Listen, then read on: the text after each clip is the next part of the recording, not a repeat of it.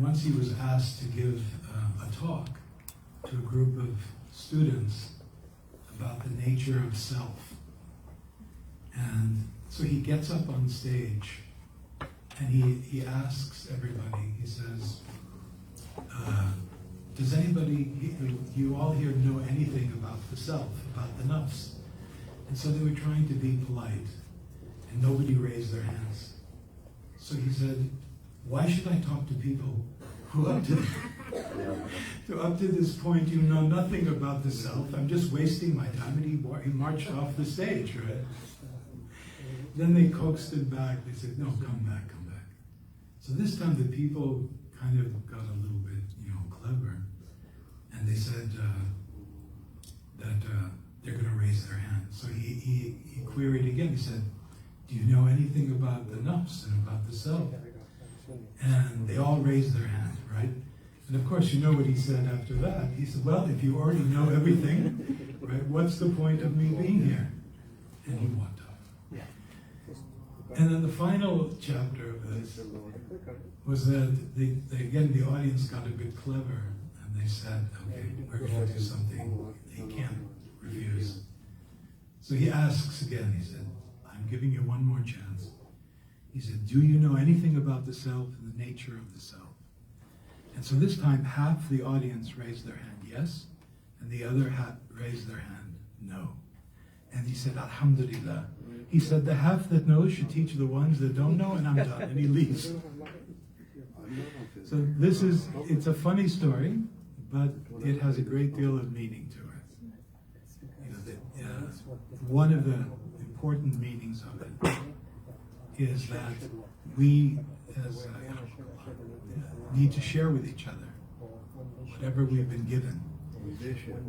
There's in Surah Al-Baqarah, there's the first ayah of Surah Al-Baqarah. It begins with Bismillah ar-Rahman ar-Rahim. Alif Lam Mim Dhalika al-Kitabu la rayba fihi hudan lil-muttaqin alladhina yu'minuna bil-ghayb wa yuqimuna as-salata wa mimma razaqnahum yunfikun. So after you have had all the gifts of the acceptance of the reality of the Quran, and you understand that there's more to life and existence more than what you see appearing in front of your eyes, but what comes to your heart and your inner senses. You can call it to intuition, sensing, whatever it is, but there's this sensing, and from that we have tawakkul, we believe in the ghayb, and we practice and we establish the prayer. But the last part of this ayah is وَرَزَقْنَاهُمْ يُنْفِقُونَ, which is from what we give you, Allah speaking in the royal sense of the whole effulgence of the universe, has brought you into being, not by your own power or strength or anything, but by that effulgent light, that of life itself. وَرَزَقْنَاهُمْ, that whole thing, وَرَزَقْنَاهُمْ يُنْفِقُونَ, you give out. So you become a conduit of that light in however you can manifest that in your life. To share with each other is one of the most important elements of community. And the sharing is potent and transmittable when you realize at the same time that it's not from you. You are a receiver of that, you are a conduit of that, you are an appreciator of that, but in reality it comes from the one and only. And that one and only is, and I say this a lot these days, because when we say his, we don't mean it as a gender. It is Allah has no gender. Allah is beyond time, beyond space, and has no attribute that you can contribute to his dhat, his essence. His attributes and his names are different. And I'm asked to pause, so I'm going to pause. Bismillah. Assalamu alaikum, mashallah, you're alhamdulillah, thank you, Hajj Mustafa. Is obviously quite excited to just dive right in, alhamdulillah. But sorry about that, we were just setting up the books, alhamdulillah. Welcome everyone. I just wanted to obviously just introduce our honored guest here today, inshallah, and just give you a bit about the program and how it will unfold, alhamdulillah. So our esteemed guest is Hajj Mustafa. For those of you who don't know much about him, formerly known as his name was David Sterling. Hajj Mustafa is the author of the highly inspirational memoir titled Journey in Grace, Gems Gathered from the Life of the Path. And so he's here today to really, he's a master storyteller, and he'll be really diving into the gems of his own autobiography, which is available here for sale, alhamdulillah. And a book in which he shares his amazing experiences with several enlightened beings. He has spent the better part of the last 40 plus years with Shaykh Fadlallah Harari. During these years, he has traveled throughout the world in the discovery of truth, ultimately finding that the truth lies within the heart, and then realizing the world and all that is in it becomes an overflowing cornucopia of bewildering signs, so effulgent and beyond the comprehension of its depths. Currently residing in Durham, North Carolina, Hajj Mustafa is the ambassador of Shaykh Fadlallah Harari in the United States. At present, he is holding regular gatherings of singing from the Diwan of Shaykh Muhammad bin Habib, and for those who haven't really witnessed that, we invite you today after in our post-Tarawih program. It's truly an honor, and it's such a special treat. It's really the highlight of the evening. So please do come out and make it out if you can.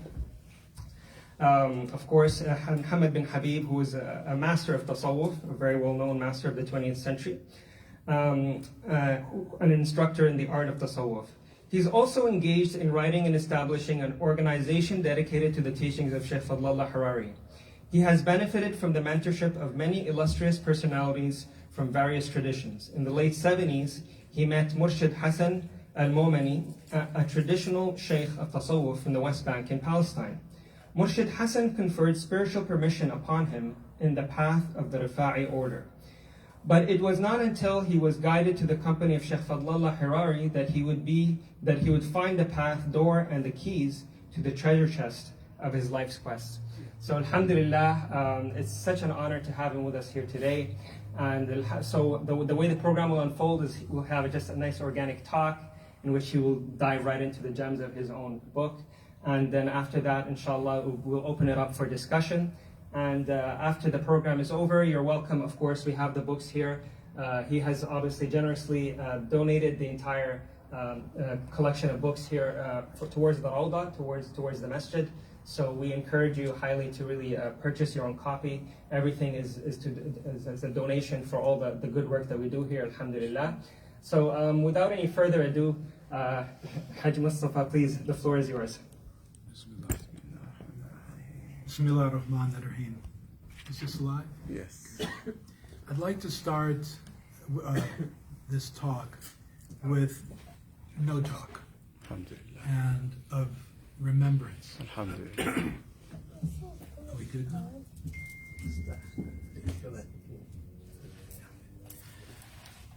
So I'd like to start this talk first with just a bit of a meditation, a focus on the meaning of La ilaha illallah.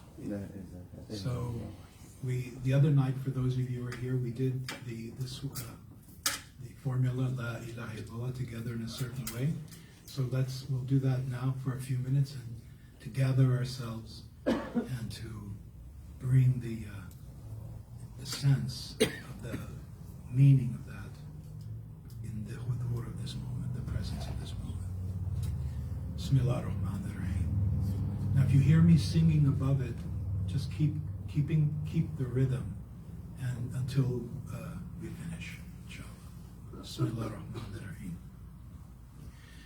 La ilaha illallah, la ilaha illallah, la ilaha illallah, la ilaha illallah, la ilaha illallah, la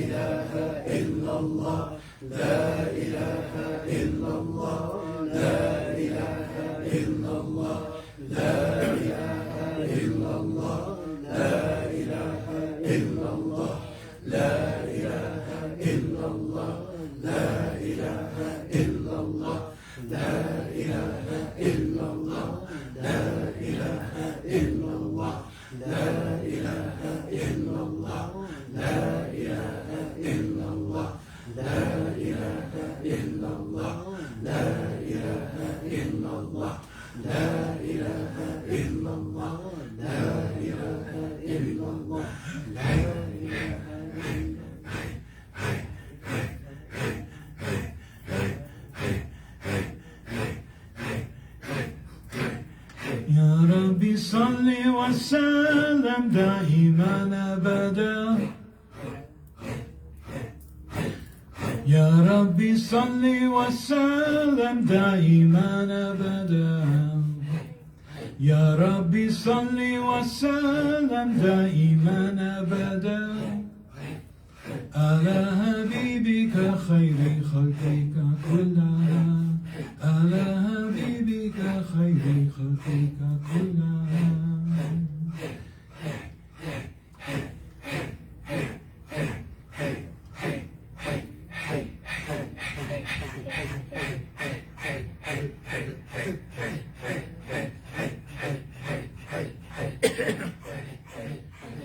Allah Hay. Allah is life. Allahumma salli ala Muhammadin wa ali Muhammad.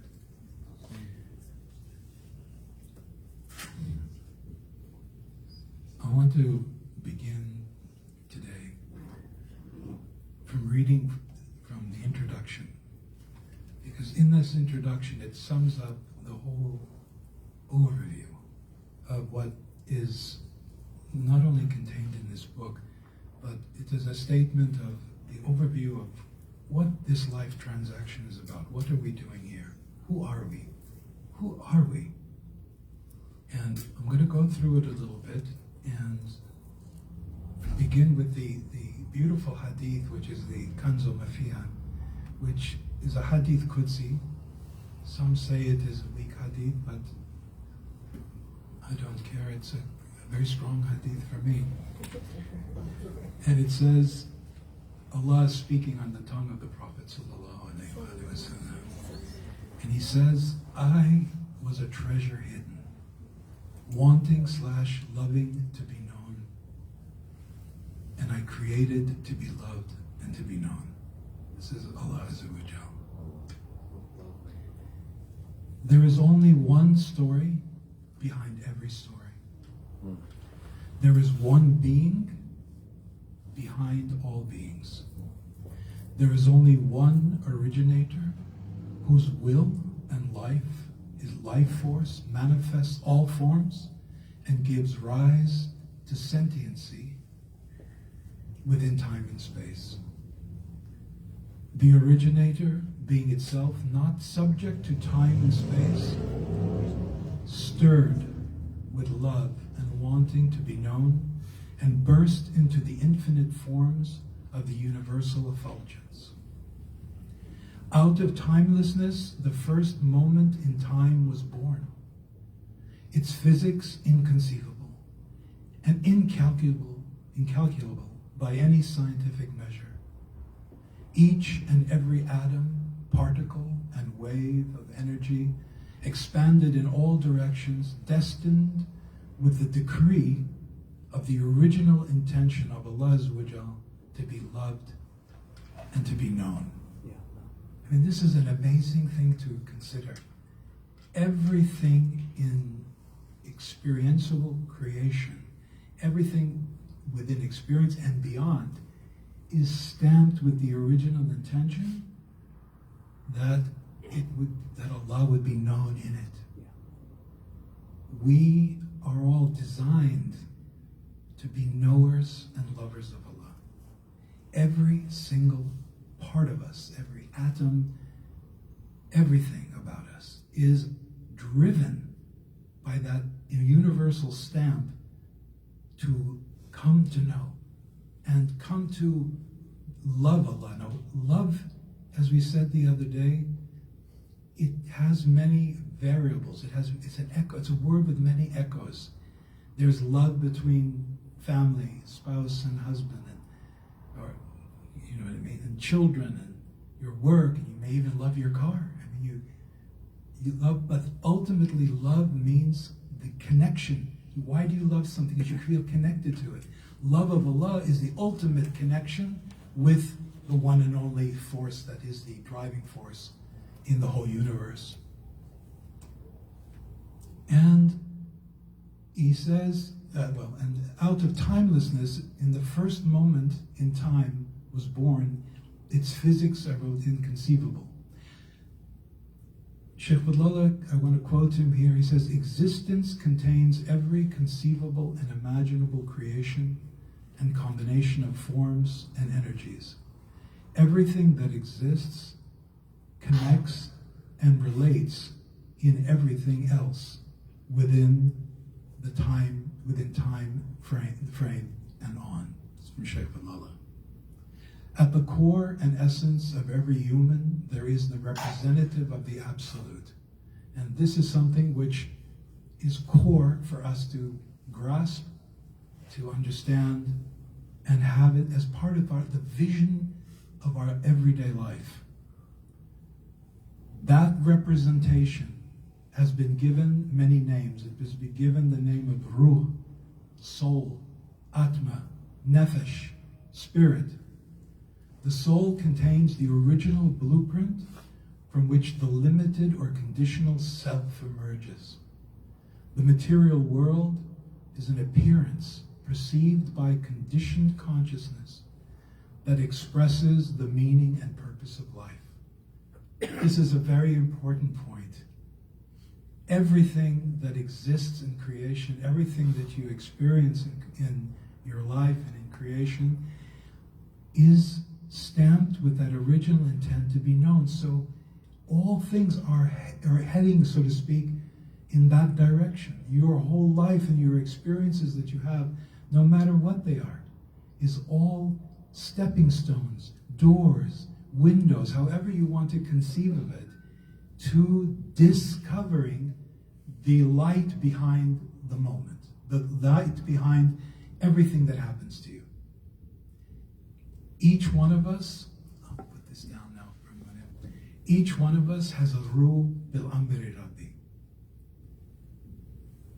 Each one of us has the representation of the light of lights, which is beyond time and space within us. And everything that we are and everything that we do is driven by that.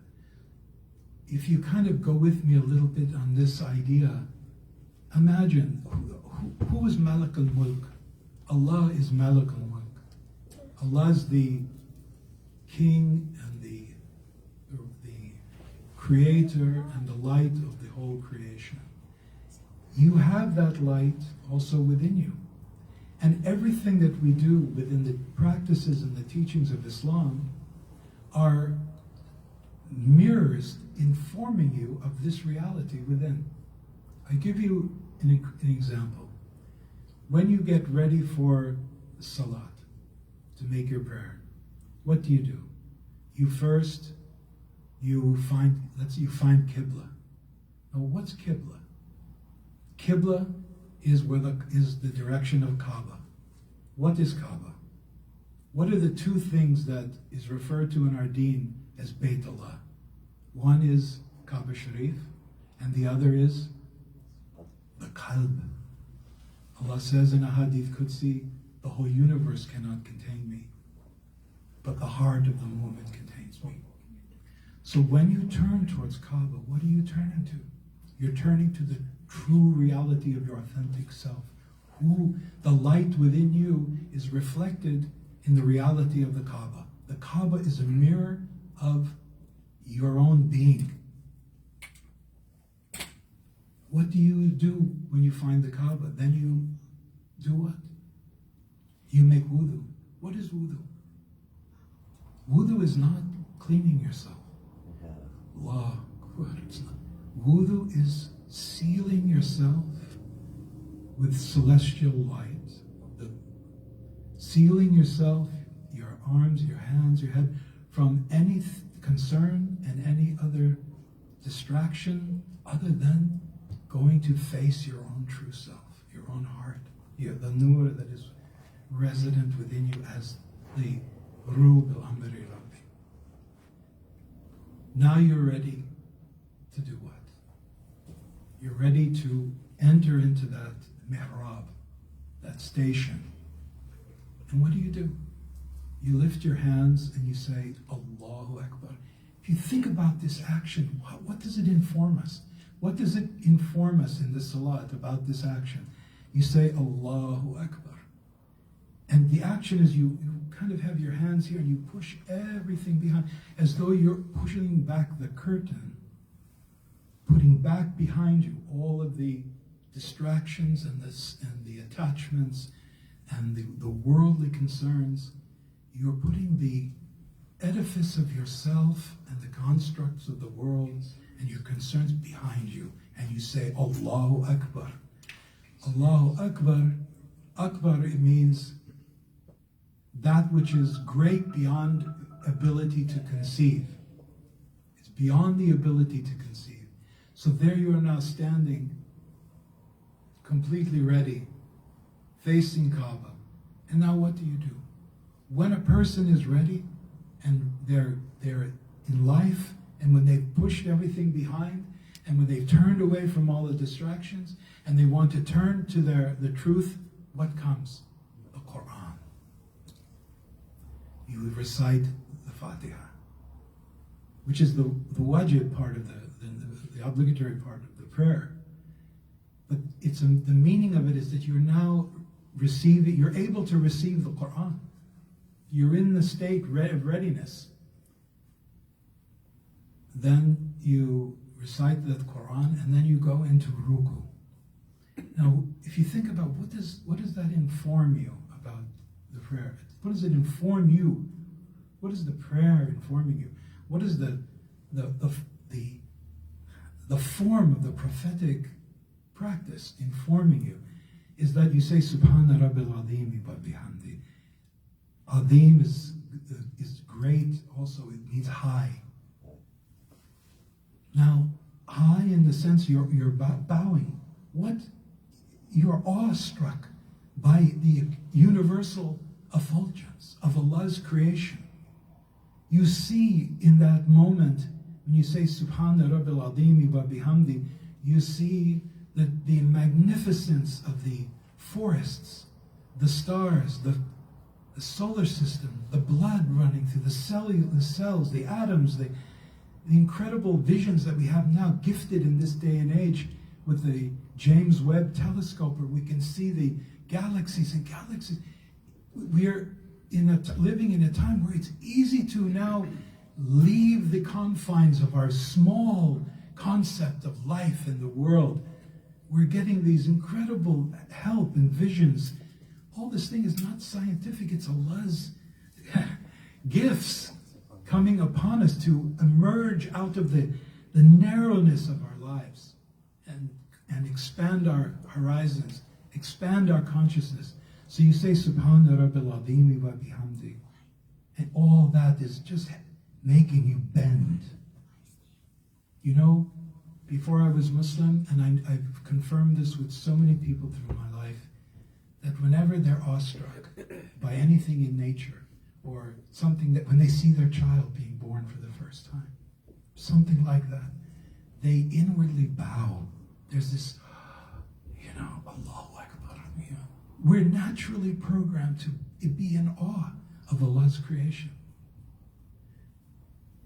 So this is a natural phenomenon, but yet in the prayer it is part and parcel of what is fully and completely going to inform you and enlighten you about who you are and what you're capable of and what capacity Allah has given you to recognize, to recognize. Because all of this has been forever. Life has been from ever. Allahu al-Hayy. When we're here, we are in this world, but we don't know if the next breath that we take will not come out. Our life is ephemeral. Our life is limited. But Hu al-Hayy, life goes on. So this experience of the awesomeness of life and so on is a universal experience, and it's gifted to us, and the prayer is designed to inform us on a regular basis that life is awesome. And then when you have that, you stand up. Now this is an interesting, why do you stand up? Why didn't we just go into sajda after that? I've come to understand this, and from my discussions with people who have marifa, that what that informs you is that you have a nafs, a self form. And it will rise. It's the nature of the self. It claims existence. I exist. I am the one who's experiencing this. I. And you taste that in the prayer. You stand up, now I'm standing. But what do you have to do? The remedy for that? You recite the Quran again. The next movement that you would do is you would then, after that, you go into sajda. Now sajda, as everybody knows, is the real communion and disappearance of the ephemeral, of the conditioned consciousness, to coming near to and hoping and wanting and desiring and attempting nearness to that which is beyond time and space. So when you do your sajda, what do you say? You say, Subhana Rabbil A'la. Subhana Rabbil A'la wa bihamdi. A'la is like Akbar. It's high beyond high. You can't conceive of how high it is. So what does it mean? It breaks the mind. The mind cannot conceive of A'la. So the mind and the sensory array of your body, your hands, your eyes, your touch, your hearing, your smell, your taste, everything is let go of in the contemplation of Subhana Rabbil A'la. And that's where you will be gifted with nearness and the taste of that nearness to that which is beyond time and space. And I want you to really grasp that deeply, because this is something that after the prayer, it's an essential part of every part of life. So because the prayer itself is in informing you of a format, of a form, of a teaching that is not limited to the prayer. The moment is fi salatihim daiman. That person who's fully awakened, they're in the salat all the time. And it's also said, as you know, in our tradition, that a salat at mirajat al-mu'min. It is the miraj. It's where you journey into the subtler realities, not denying the gross, not denying the body, the nafs and all of that, but putting everything in its place. What is it? In balance. So you say Subhana Rabbil A'la, and there's not much that one can say about that. That has to be experienced and practiced.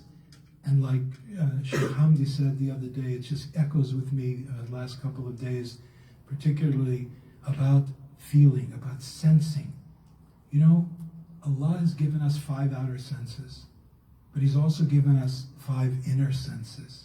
And this is something I would recommend you look into in your own reading and in your own discovery. I just will mention them very briefly, and you can look at them later. They're in different schools of thought, and different urafa. They've come to understand that some say 5, some say 7. It doesn't matter. The first one is called hissa mushtarak, which is the combining self. It means all of our senses are able to be combined to then work together in a whole way to produce a certain effect.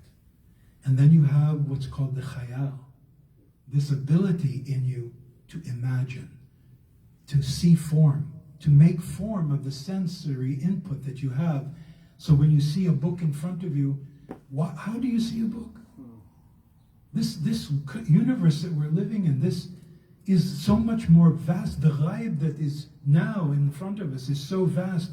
We only experience a very narrow selection of that experience. It's like even dogs hear better than we do. They hear a different spectrum of sound. Sight, we only see a limited sight. Feel, we interpret the world through this sensory, outer sensory, and inner sensory. So the khayal is the ability to, and then you have what's called the wahima. which gives meaning. And this is a development of your conditioned self. You live through life, you develop the senses, you have put them together, you imagine that the world is solid, and this is my mother, and this is my father, and this is the street, and that, and you give meaning to it. This is good, this is bad, this is better for me, this is not better for me. This is another whole realm of your inner senses. And then you have in you what's called the hafida, the memory, that memorizes and contains all these experiences that you draw upon. And often it becomes an automatic experience. So when you see a person that maybe did you wrong 2 years ago, you still feel the hurt. You know? Somebody who said something bad, you can't, it just it comes out, you feel it. So this all happens automatically in us, except there's another sense called the mufakkara, the fikr, reflector.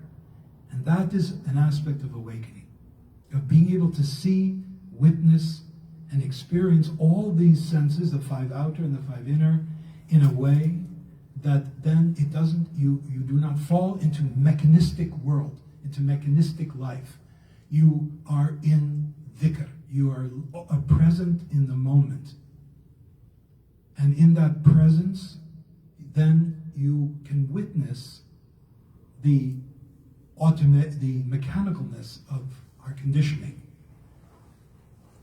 It's important to understand that what I'm talking about, and what I'm here and I'm trying to relate also in the book, and I'm just calling myself back to the topic of this conversation, is the 2 zones of experience. That this all informs us that there are 2 zones of experience. One is the one of the absolute, which is beyond time and space, which is present within you and is represented as Ruh bil Amri Rabbi. So each one of us has a soul which is beyond time and space. It is from the light of Allah within you. And it has all what did the angels complain about? They said, you will put somebody here who will cause havoc and bloodletting. And Allah said, you don't know what I know. And in fact, they didn't know what He taught Nabi Allah Adam, which was the names of Allah. So you have all of that within you, and the way that it drives the outer self, which is the ephemeral self, the conditioned self, which is the one that we say, this is me. I am Hajj Mustafa, and I was born in this place, and I like this, and I don't like this, and these are the 2 zones. The more that you practice your salat, practice dhikr Allah, being present, reconnecting and remembering to the Subhan Rabbil Ala moment in your life, then it makes way for the soul to enlighten and lighten the construct of this ephemeral self, this nafs pattern, and bring light and knowledge of who you are. And then the paradox then becomes less a issue for you. You know that Allah is present. You know that Allah is present within you. You sense Allah in everything that you witness. Yet at the same time, you acknowledge that there is this ephemeral self, this outer self that needs to be washed, that needs to come for prayer, that needs to live up to its obligations to others, to first, most importantly, to oneself, but to others. And then you will become what is described as ummatul wasitin. You become the balance. Allah is forever present, is life itself, and forever it is what remains as your true authentic self in this life and beyond. That's the self that goes on. Because think of this, the soul is life itself. we are ephemeral. We will experience كل نفس ذائقة الموت. Every self will taste death. Taste death. But truly, the root never dies. And when you go on into the next experience, then it is pure life. And I'm not going to infer or pretend in any way that I know anything about that. But I sense it, and I feel it, and I believe in it, and I've seen the footprints of it everywhere I look. And this is what the best that I believe that we can do as Muslims, as people of the path, whatever path. This whole dynamic that we're talking about here is relevant to everyone and anyone. The most important thing to remember is we're all the same. Human beings are all the same. A Muslim is the same as a Christian, as a Jew, as a Sabian, as a Buddhist, whatever. Everybody has the Ruh al-Amri Rabbi within them. Now, how that expresses itself in this dunya and how that comes out, we have no right to make any judgment whatsoever. We don't know. We don't know. Like I said the other day, you may ask someone to please bring your shoes, and then tomorrow you're shining their shoes. I've met many times, I've been in times in my life where I've met someone who sat there quietly, nobody knew who, what, and then a month or two later, we're all kissing his hand. There's a story. Do you know the chicken story? Okay, I'll tell you this story. There was a sheikh who had many murids, and one of them was a kind of like quiet, and he didn't seem to answer questions properly. Anyway, the other murids couldn't understand why this murid was so loved by the sheikh. And they all tried to undermine him, tried to get him in trouble. I know it sounds childish, but it happens. Believe me, it happens. I've seen it actually in my own life. It happens. Jealousy, becomes. So the sheikh became aware of this issue, and he asked all of them to come together, and he said, "Everybody, bring a chicken today to the zawiya." So all the murids came and brought a chicken. And then he said, "I want you all to go, find a place hidden where no one will see you, make sure, and slaughter that chicken in the name of Allah and come here, back to the zawiya with your chicken."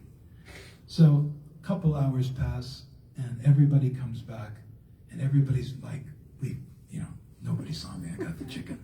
And this poor fellow came back with a live chicken. And everybody said, "Okay, now he's going to be kicked out. Yeah, we did it. He's no good."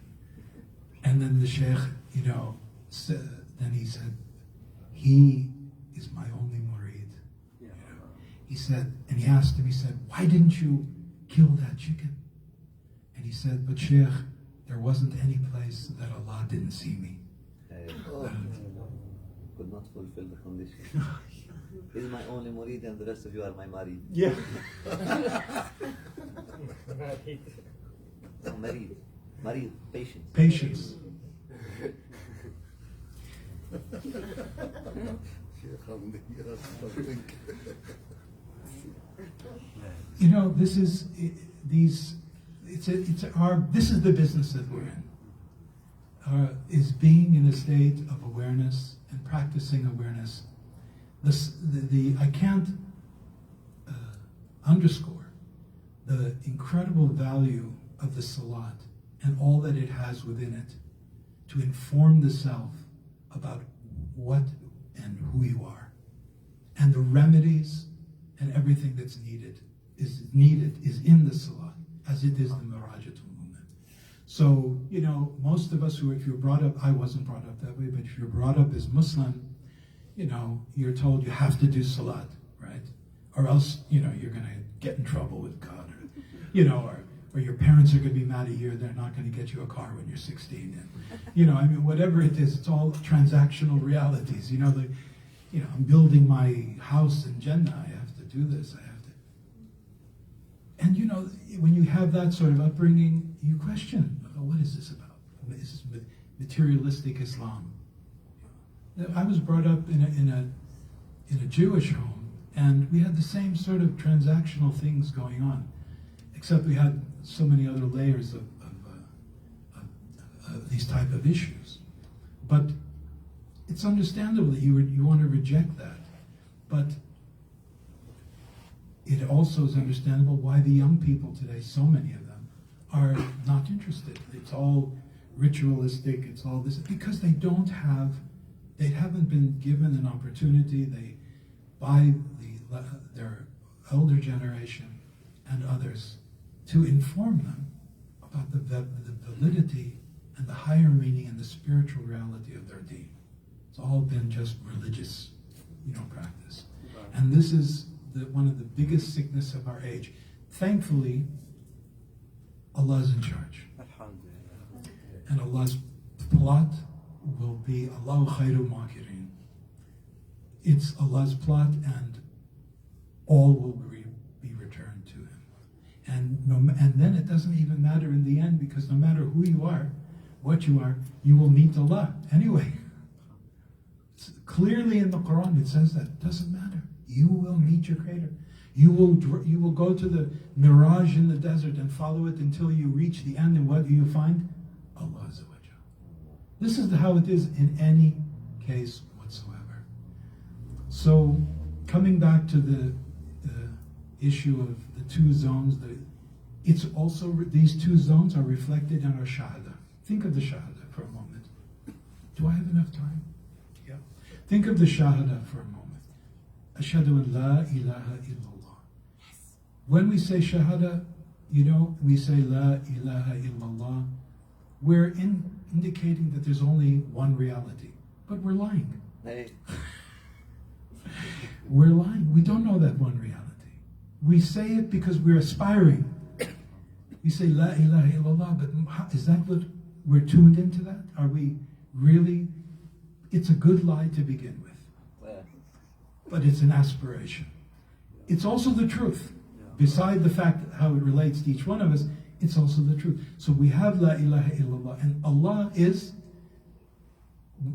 An-Nur Samawati wal Awalu wal Akhiru wal Dahiru wal Batin. So His presence and His reality is beyond even comprehension.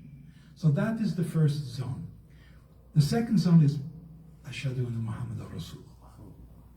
The perfection of and echoing of the human project to acknowledge, love, and as we said, worship, knowledge, and love Allah Azza wa Jal, the originator of who we are and what we are.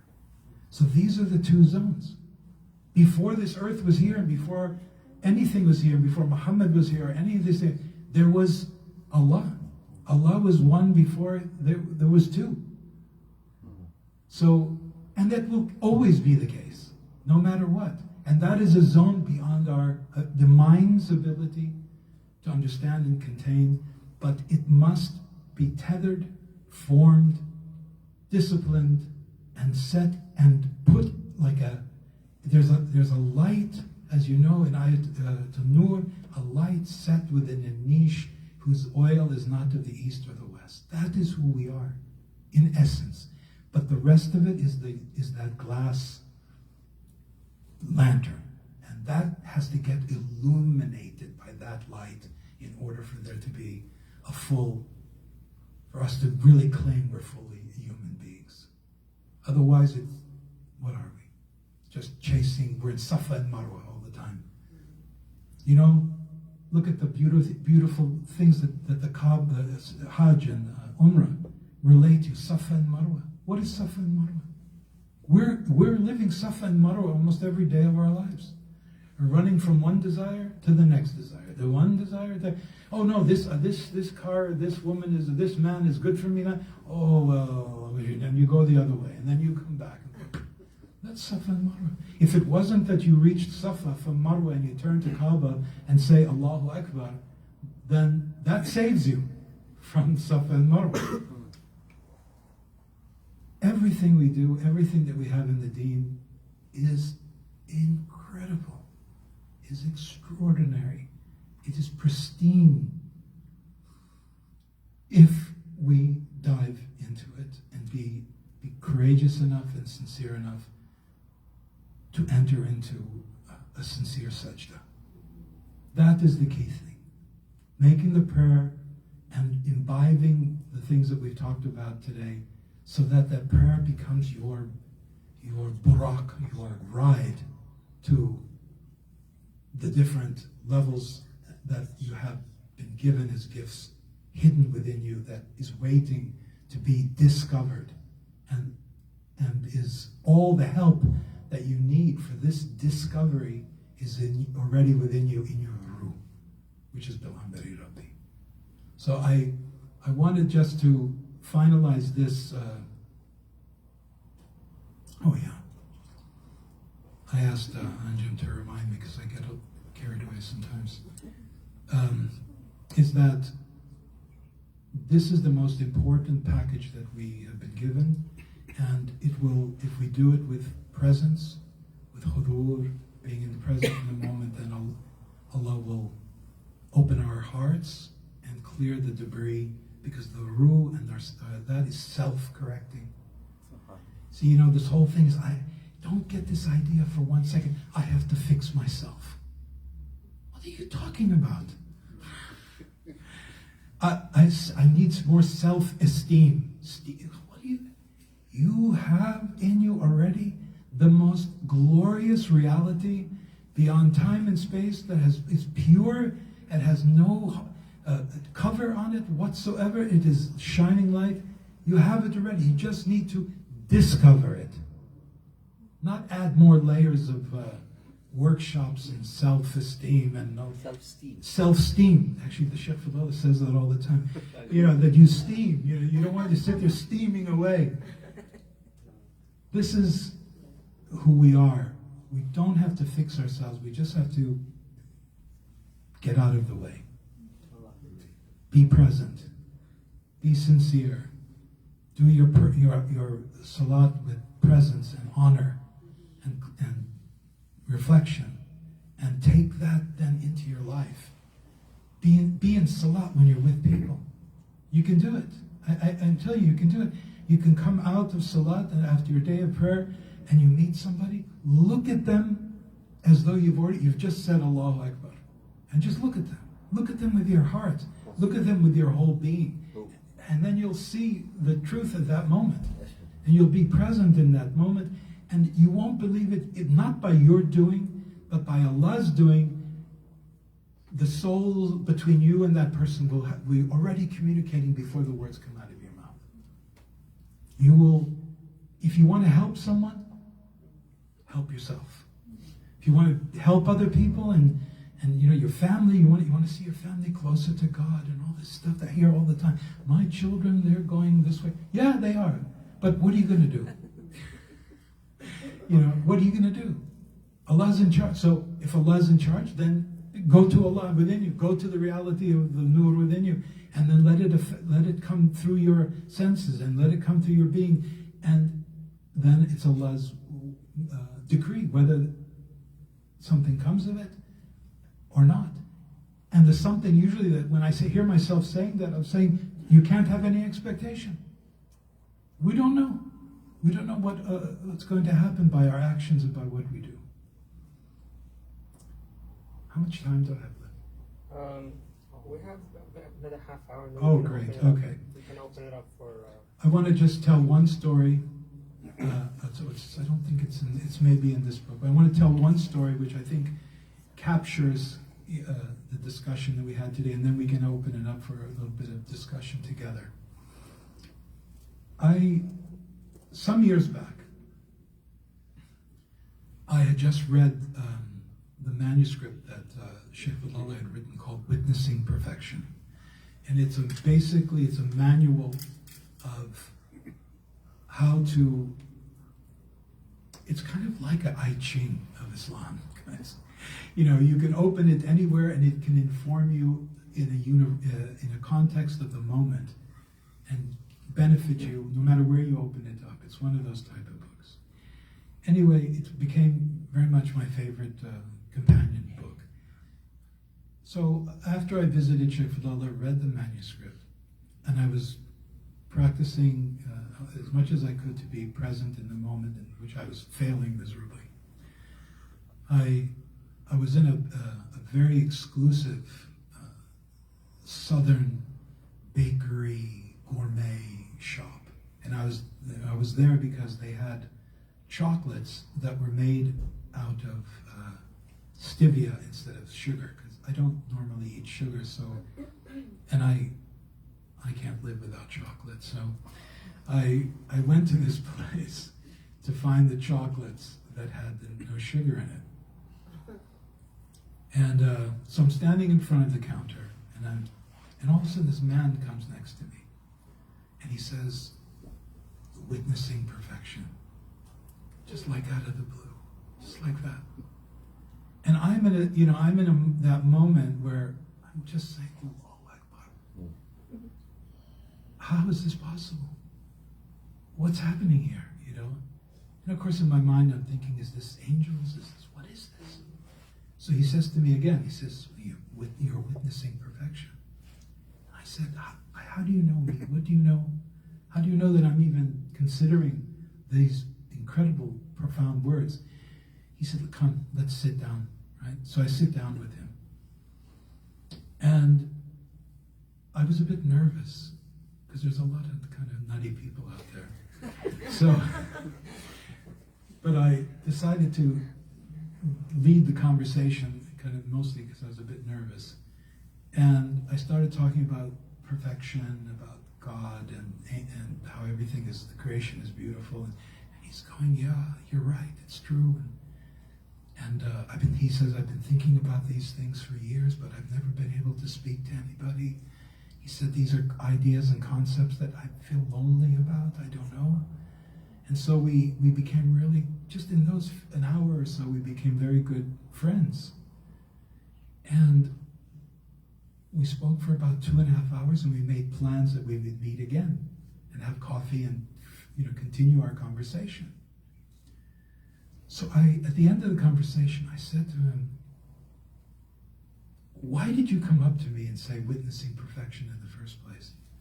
What made you say that to me and precipitate this conversation?" He says, he said, "Those are my chocolates. I made them." He says, "And they're perfect. So when you were standing in front of them, I was saying you're witnessing perfection right there." He was talking about chocolate. Okay, so I want to just make a little comment about this little story. Is that because for the next 1.5 years, we would meet and talk about these things, and he became very close companion of mine, and he was just this close. He wanted to embrace Islam, and then I was going to meet him one day and found out he had passed away. Rahmatullah. Okay.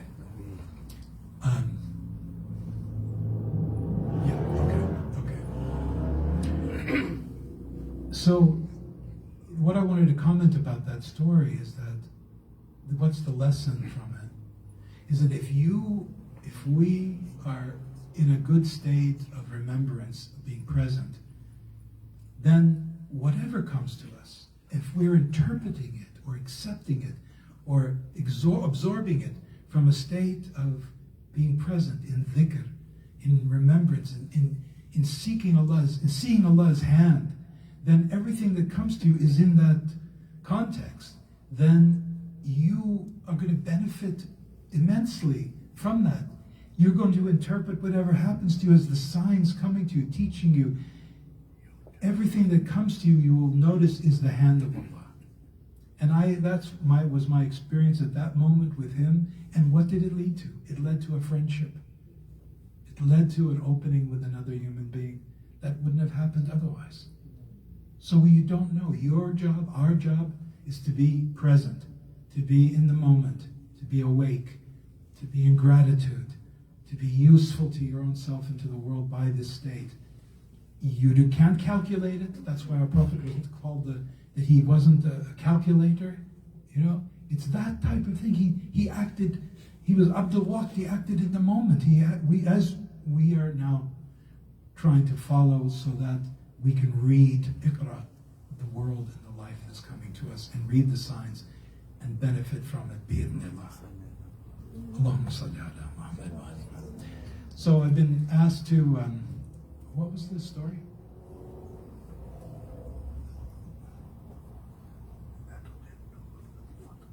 What about Fatima?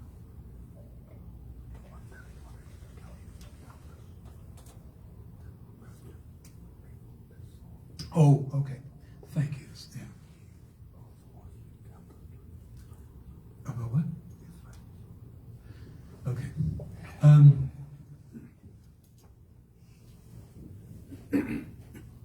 I have a request to tell a story, and this is a story.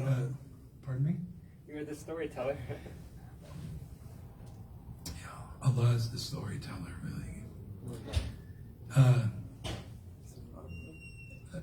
We many years ago, we had a place called Bayt Deen. We built it starting around 1979. It was built kind of by 80, 81. It was a madrasa. It was a living madrasa community. We had farmland. We had goats. And we grew food, and we had a spring of water there, and everything was. It was just almost sort of idyllic, utopic. And it went very well for about 2 years. You know, we had hundreds of people come through the school, hundreds of people stay and benefited from it, and they went out into the world and did other things here and there. But at one point, it began to contract, and we didn't know if it was going to last or not. The people who were coming at that time were expecting more than we could give, and they weren't ready for it. You know, and in fact, Shaykh Fadlallah, when he built this place, he had a circular driveway in the front, and in it he had it shaped on purpose as a tear, like a teardrop. And I asked him, I said, why did you do that? It's kind of hard getting around the edge of the teardrop.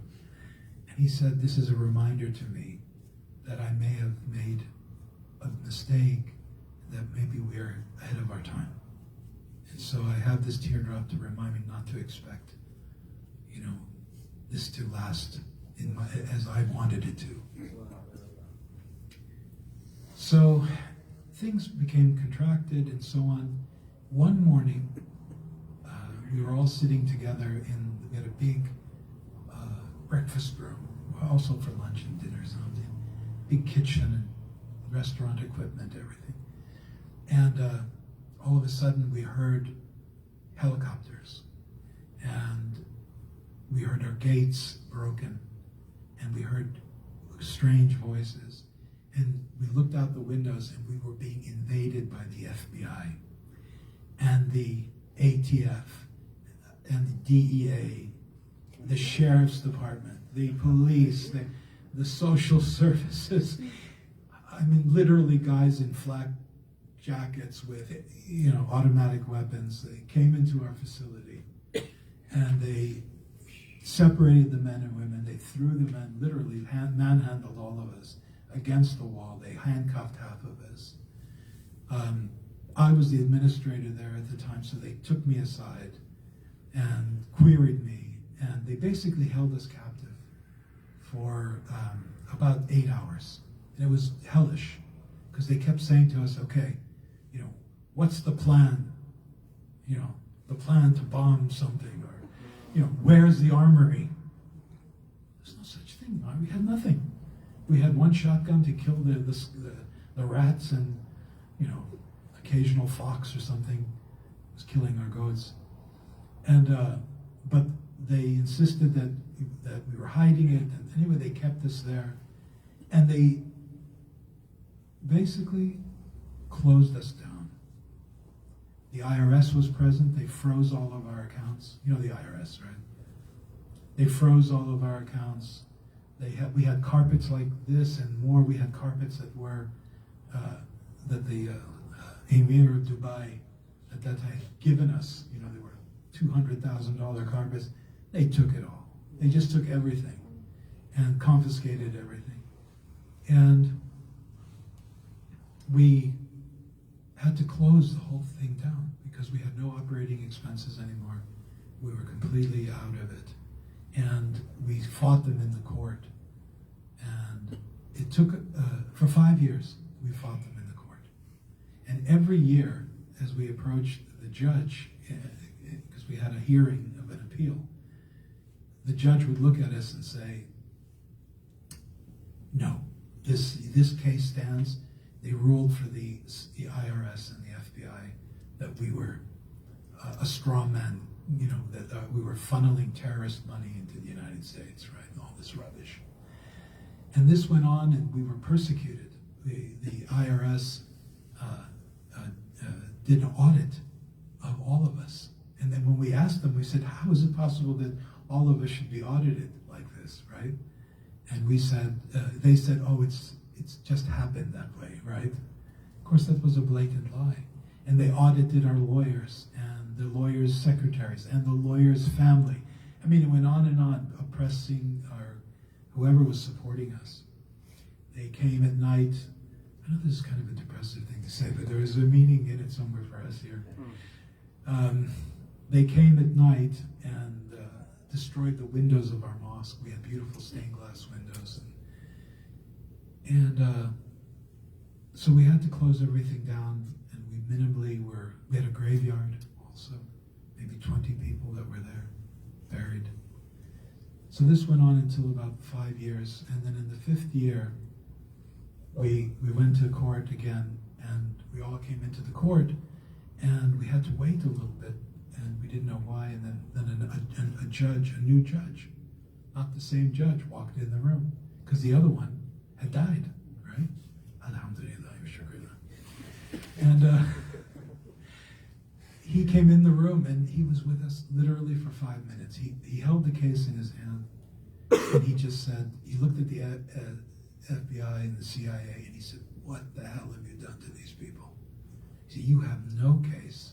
I am immediately throwing you out, and I'm hoping that they will sue you, and get all the reparations, etc. And he clicked his hammer, and it was over, and we had everything returned, to us. But by that time, the time had passed. It had momentum, it had reality, but in the end, Allah didn't want it to happen. What else can you say? It was also a mixture of, we could say, well, because some of the things that were going on there had deteriorated in some way, this way. Did we call it? It's hard to, make a quantitative analysis of it. But certainly one can say Allah wanted it to happen. Undeserved grace. Sorry? Undeserved grace. Undeserved grace.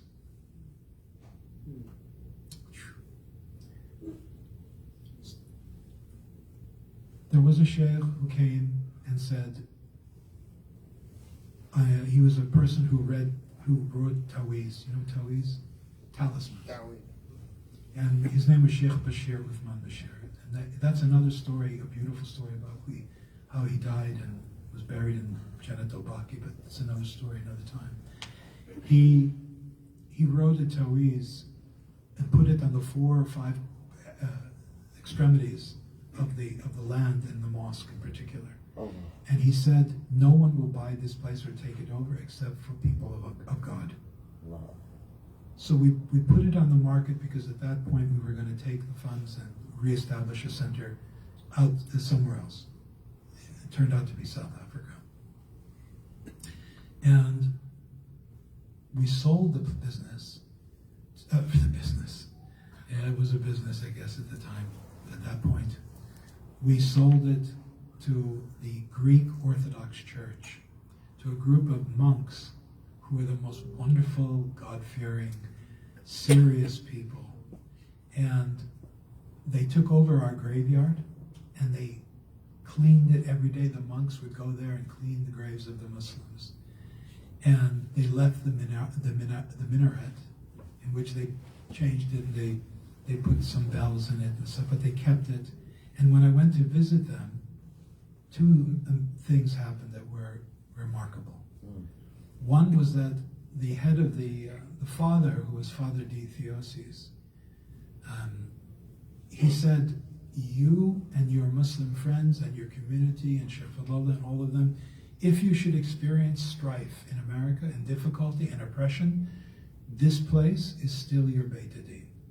You come here and take refuge with us here, and we will look after you. And because they had a refuge status, a sanctuary status, and you know that was wonderful to hear. This it's such a heart warming thing to hear. The second thing he told me personally, I went into an office room with him because I had noticed that when we came into Bayt Deen, the old gates of Bayt Deen were still there, and the gates were made out of wrought iron, and they were the name of Allah, Ismul Jalal, one correctly and one is a mirror, right, like that. And two hands, basically. sorry, Like two hands. like 2 hands. Allah. It was exactly like that, Allah and Allah. And he told us. So I asked him. I said, "Well, I noticed that it's one of the only things you left and didn't change." And then he tells me this story. He said the day they brought the new gates, they had these gates, it cost them a fortune, they were all gold and everything. They brought the new gates to put them up, and they brought some workers to come to remove the old gates. The workers came running to his office and said, "We can't touch the gates." Right? He said, "We can't," and they were really in a panic. They said that as they moved towards the gate, they saw Lady Fatima hovering above the gates in a bright, like, orb of light. These were just 5 or 6 working people that they picked up off the side of the road. You know, in San Antonio, Texas, in those days, there was just so many people. You just could pick up workers to come and work for you. And they all saw the same thing. And so Father D. Theosis told me he had to see for himself. And when he went there, he said he witnessed the same thing. He said he qualified it. He said, "I didn't exactly see Fatima, but I saw an orb of light, and it was clearly telling me, leave these gates. Don't touch these gates." And then he called the head monk, father of his monk group. I'm not sure that I don't have the word right now for it, but his order, right? And he said, the head monk or head father said, "No." He said, "You leave those gates as they are. The name of Allah is good for us too." Yeah. And that was it. And so those are this is some of the barakah that came from that place. And even though it was a difficult, undeserved grace, good things came later from it. But it was, at the time that it existed, it was a great benefit to everybody and the people that were there, but quite ahead of its time. Allah. Allahumma salli ala Muhammad wa ala Muhammad. If you don't mind, Hajj Mustafa. So we hear this ahead of its time, just to... Was it ahead of its time or overdue? Yeah. Honestly, many people, they tell me, "Oh, you are ahead of your time." Actually, I feel it's overdue. We missed the time. Because for this project, Bayt Deen, the crisis happened in the 80s. The idea emerged in the heart and the soul of Shaykh Fadlallah maybe in the 60s. And that was the time for a project like that. And the majority of projects like that, they actually have emerged and flourished in the 70s. Am I right? The projects of building a village, building basically a spiritual village of, I don't want to say like-minded, I would say bond-hearted, better than like-minded, of bond-hearted people. A spiritual village where bond-hearted people come together and live together and just want to escape the town, escape the materialism, escape the tyranny of the masses, and escape the tyranny of materialism and start, okay, give a new breath, a possibility, okay. That the 70s was the time of these projects, and actually the 80s have witnessed the falling of many of these projects, especially the projects who started very late in the 70s. The projects they started 79, because 79 is the year. 79, there is a shift in the whole cosmic realm. It's not because I was born in 79, but it's true. 79, in any astrology, they tell you that's the year of khalas. There is a new spiritual order. That's it. The Iranian Revolution is just a highlight somewhere, but khalas, the time is not the same. The language is not the same. There is something new. That bliss or that moment of the 70s, khalas, it's done. A few years later, people like Bawa Muhyiddin, khalas, they pass away, etc. That's it, it's done. And then it's not the same. Islam is not the same, the language is not the same, many things. Allah wa Rasuluhu a'lam ala kulli hal. The terrorism became a reality. People talk about the relationship between Islam and the West. Khalas, the short time of romantic that the romantic era has lived, khalas, is done, is over. Ala kulli hal. But same when people they tell me, okay, for your project we can see it historically. Maybe it was just it was a bit delayed.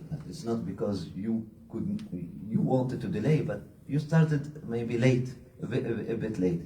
I mean, but here for my project here, people they tell us often, oh, you are ahead of your time. You're teaching that ahead. I don't feel that way. I feel it's overdue. Maybe we missed the momentum, the momentum, and then that's why it's very hard after that to catch the vibe and catch the same. So maybe both realities are true. I think you're right about that. I having lived through the 70s communal revolution, so to speak, communities from 1970 to about 1978. I traveled all over California and Canada and visiting communities from people like Satchidananda and all these different gurus, Baba Frijan and the Hare Krishna community. And then later on, I visited also communities of people that came, Americans particularly, who went to Turkey and to India and North Africa, in particular Morocco, and they all of a sudden got their idhn to be a sheikh when they came back, but they weren't fully baked. There are many, I just have to say that they just weren't fully baked. And so they started communities and they became the center of the community and everybody looked to them, and I watched them deteriorate over the years because of became a cultish situation. And also there was abuse, sexual abuse, money abuse, it's the same pattern that because the situation, all this well-intended maybe that the people were and that the individual leader maybe have been, the idea of taking a model that you had established in the East, in North Africa, India, and other places, and transplant it into the American society where there's no accountability whatsoever in the community, that it's bound to fail, and it's failed. I won't go into detail, but I can tell you I know at least 5 or 6 sheikhs, where are they? What have they done? They have misled so many people, and those people many of them have left Islam, or some of them have become stronger in the Deen also. But having said all of that, and hearing what Shaykh Hamdi said, I'm with him. There's always a new fresh. Allah is always on a new day and a new project and new freshness. What comes to Shaykh Hamdi's heart, or anyone who has dhawq of possibilities, who sees can see into the future in a way. I'm not saying it's see into the future, but can see it, can see the seed, and they can see the flower, and how do you get from there to there? There is that, and it'll be a different form. It won't be like it was before. It'll be very different. And it's starting to develop here and there. I think a lot of it has to do with empowering individual people. Your particular relationship with Allah. That if you have a teacher, he should be pointing out to you that you have the keys within you. You have the rule in you. You may need a little coaxing this way or that way, but get on with the project yourself. You are the project. And I think the new message of this age, it's always been the message, but underscoring this message is that if you as a community, I'm not saying you, I'm just saying you, the greater you, people beyond this gathering today, if you really become anchored in dhru and in hudur and being present in establishing your salat, you're going to be a part and parcel of a network of people that are going to be beneficial to so many other people. But if you're all just, the old model of, there's the mullah and he knows everything and I'm going to pray through him and as long as I believe in him, I'm okay. That's a cultural thing that's happened in the Muslim world. The imam knows everything, so I don't have to know. I lead, I pray my prayer through him and I don't need to do him. Just not the time we live in. Everybody wants to have their own relationship clearly with God within them. They don't want to have it from another person. I can tell you something categorically. You cannot, no sheikh, no teacher, nothing can give you anything. You already have it inside you. What they can be is a mirror. Is to reflect to you who you really are, what you are. Because they are in their own jihad and in their own presence, and they're burning with a light within them. And if you have love and respect and so on, you will see it, you will experience it, and it will, I hate to use this word empowerment because Allah hawla wa la quwwata illa billah. But you discover, the true source within yourself. Then you become a community. Communing means communing together. Communing together for what? For in your own misery? Is that the essence of your community? Or your own fear of the provision? Or, commiserating. Is that what binds people together? Or talking about how sick you are. Oh, my back hurts today. Did you? This is what, or TV programs, or sports games, or it goes on and on and on. But if you have that, if you're bound together by haqq, that's a different story.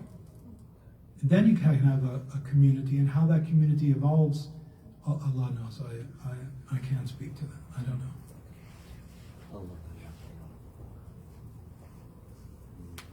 Allah. So, does anybody? I was asked to leave some time for questions or discussion. Bismillah ar-Rahman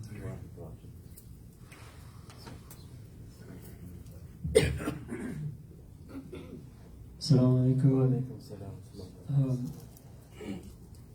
Incredibly interesting to hear you and Shaykh Hamdi discuss the times and what's relevant to our time and different times. I recognize this as well, that people are looking for their own relationship with Allah. With this being said, how does the role of leadership change in the new times?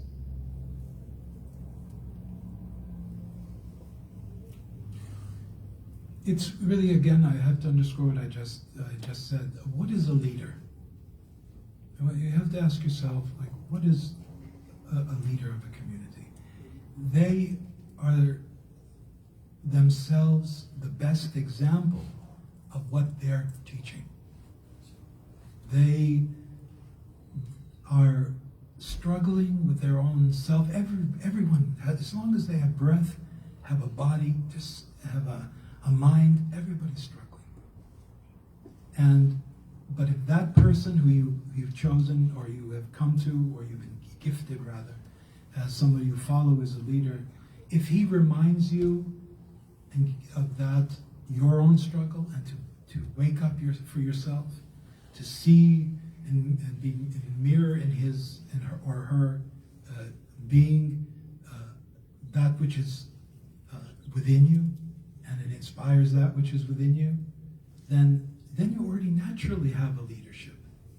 We all can be, in a way, leaders for each other. You know, there's a beautiful tradition that says the mu'min is the mirror of the mu'min. But the qualifying thing is iman. Does that person really have iman? And if that person has iman, then when you're in that presence, it's going to reflect the iman in you. Because why? Because you're nafsin wahida, you're oneself. Experiencing it through your own personality, through your own relative self, but you're oneself. And if you meet someone who quietly or inside unveils you to yourself, gives you a taste of something higher within yourself, keep company with that person. If you're with another person who's making you forget and be in ghafala, just say salam and walk away. Go away. Don't waste your time. I'm telling one thing. I'm a little bit older than most of you in this room, and I can just tell you that you don't have time. You think you have time. You don't have time. You have to use whatever, this moment, from now, right now, to get on with this project. Thank you. With this project. Because time is like a sword. Either you cut with it, or it cuts you. There's no other way. That's all you have, and you don't know how much you have. You don't use it. You don't. A lot of people say, well, when I get a gray in my beard, then I'll. I've heard this before. Believe me, it's not true. It's not true. The sooner you get on with it now, as a young person, the better you're going to be off in the future.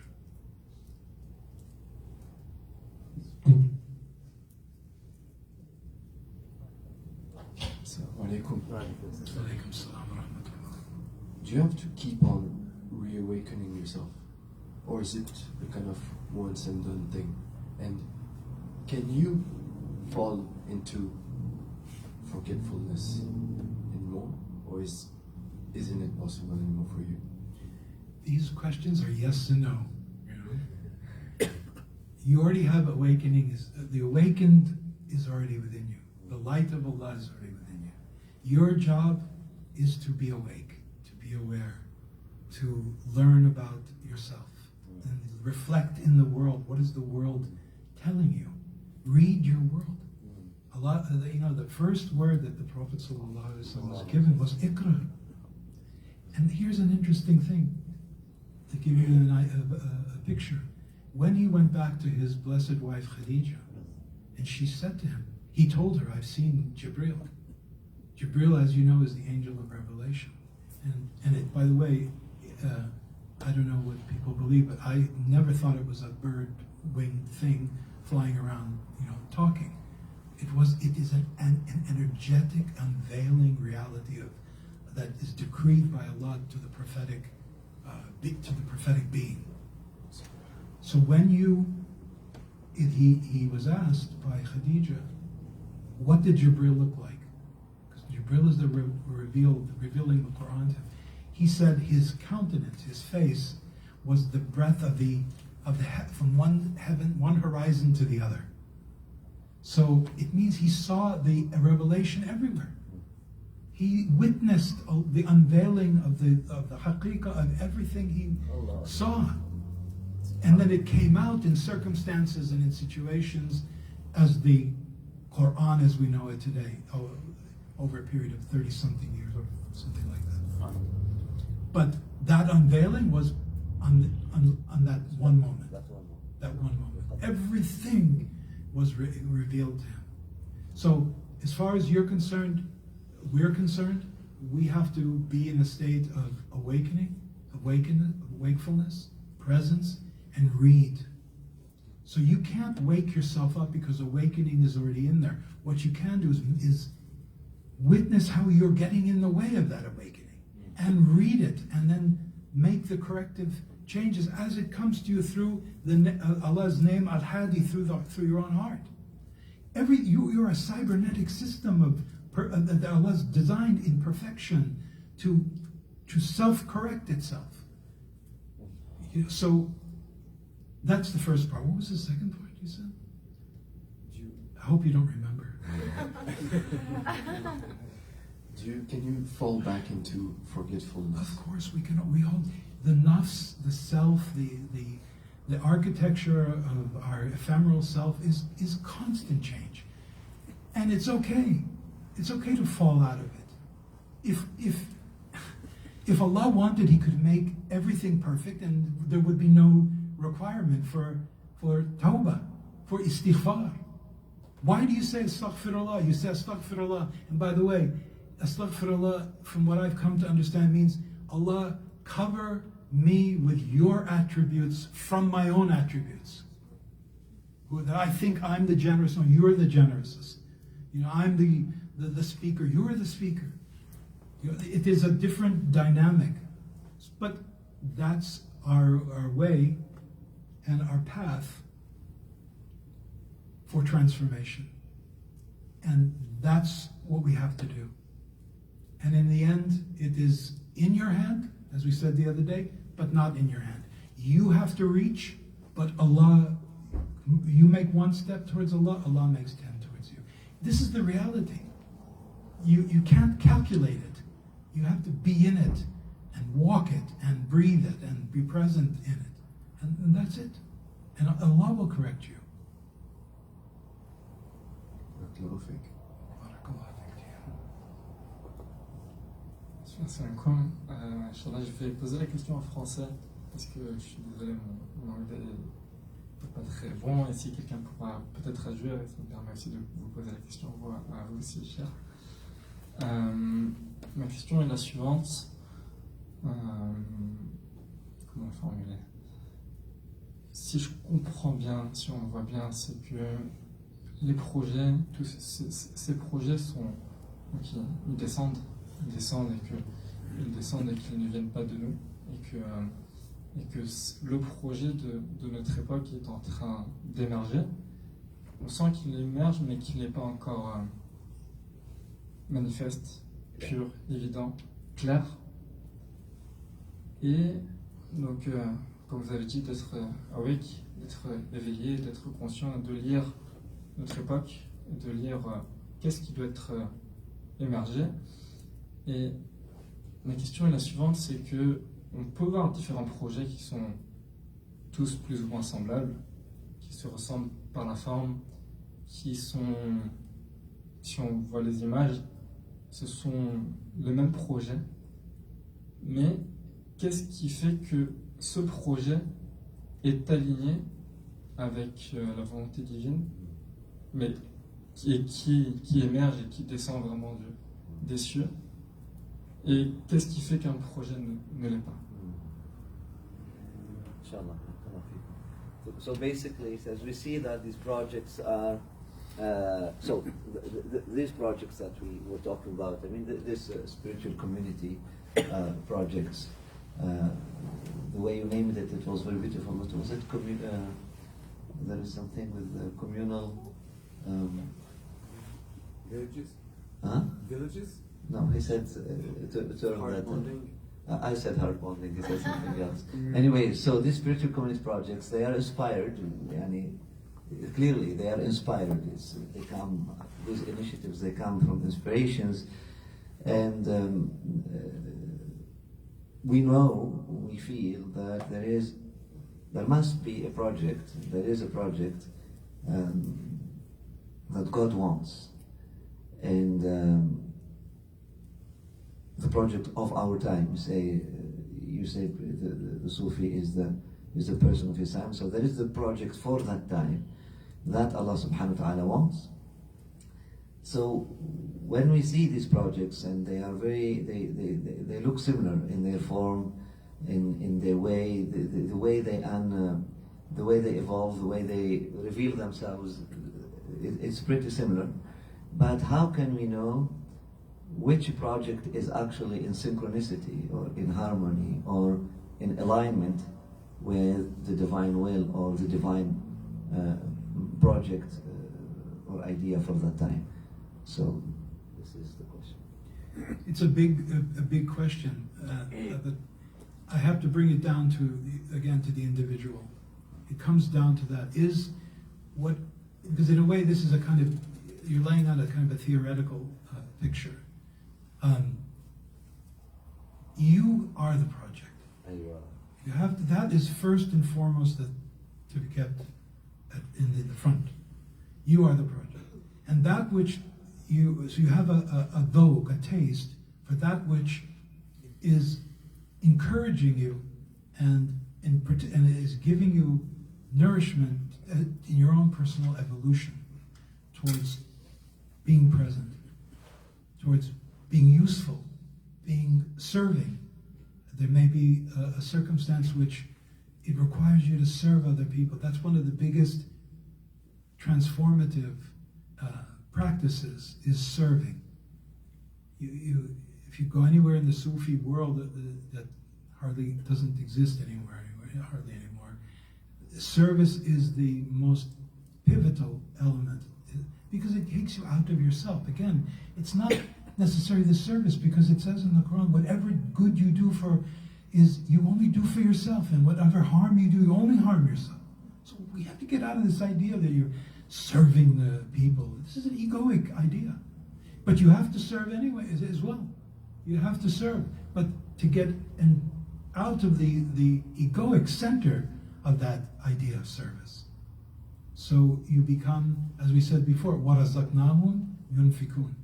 From what we have given you. Allah is speaking in the royal sense of His effulgent reality. He's given you everything to be of service, to be alive. Your breath, your sight, your ability to move, your ability to serve. Don't ever attribute anything to yourself. Say, who will? Allah is the only strength and power. Allah is He's the one behind everything. So it becomes a transformative interaction on a personal level.